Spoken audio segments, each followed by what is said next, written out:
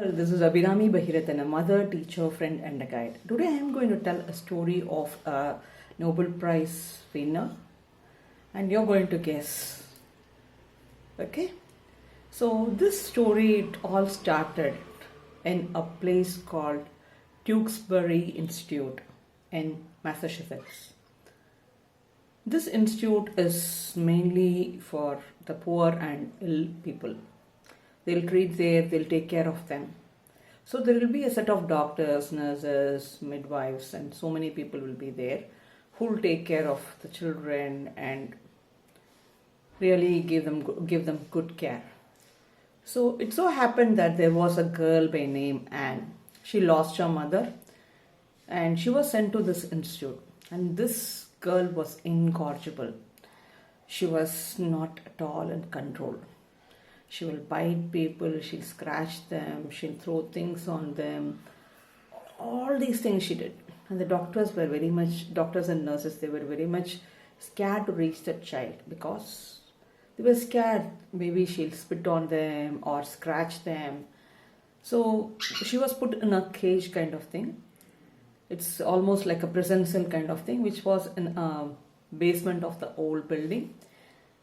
So they can do only that kind of help. They can just provide her a shelter, and of course the food were provided in the cell. Other than that, the treatment was just a big question. Though they wanted to help the child, they couldn't help the child. And it so happened that there was an elderly floor maid who was working there, and she observed all these things, and she didn't want the child to be in the cage. She wanted to set her free. But even she was scared of what could happen to her.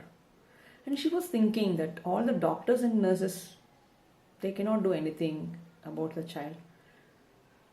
What can I do? What can I even do to this child? So this was her question. But still, she didn't give up. One day, when she went back home early, she baked a cake for this child. And the next day morning, when she came for her work, she just spoke to the child. See, Anne, she called her by her name. Anne, I baked a cake exclusively for you. Would you mind eating it? Saying that, she just kept it inside the cell on the floor and she moved back. Because even she had that fear that maybe she'll throw the cake right on her face. But to her surprise, she picked the cake and she ate it completely. And this made her happy, and this gave a ray of hope for this elderly maid. So she started talking to this girl, to Anne, every now and then. And at times, even Anne started laughing. So this was observed by a nurse, and she carried this information to the doctor. So the doctor called upon this lady and they asked, could you please help us in helping this child? So she also agreed to help. Of course, that was her intention, and she agreed to help. And with that support, she was slowly calming the child down. She was holding her hand when the doctor was examining her. And they started the treatment. And within a year time, they found that this child, Anne, was blind. And she was treated and she was sent to the Wright Institute. The institute's name is Perkins Institute, where it is the institute meant for people who cannot see, who don't have their vision. So she went there and she got trained there, she got her education, and she became a teacher. And she always had gratitude for that institution, and she also had gratitude for this Tewksbury and this maid. So she wanted to pay back. So when she had come back to Tewksbury Institute once, she got an information that there was a girl who was in need of help, and her father had written a letter to the Tewksbury Institute stating that her daughter's very much unruly and she's just behaving like an animal not at all in control, exactly the way Anne was some few years before. So Anne decided to help this child. And the doctor was also, and the father was also in need of the support of a teacher who can just come, stay in the house and train and teach the child. So Anne moved to her house. She started taking care of that child. Any guess whose the child is?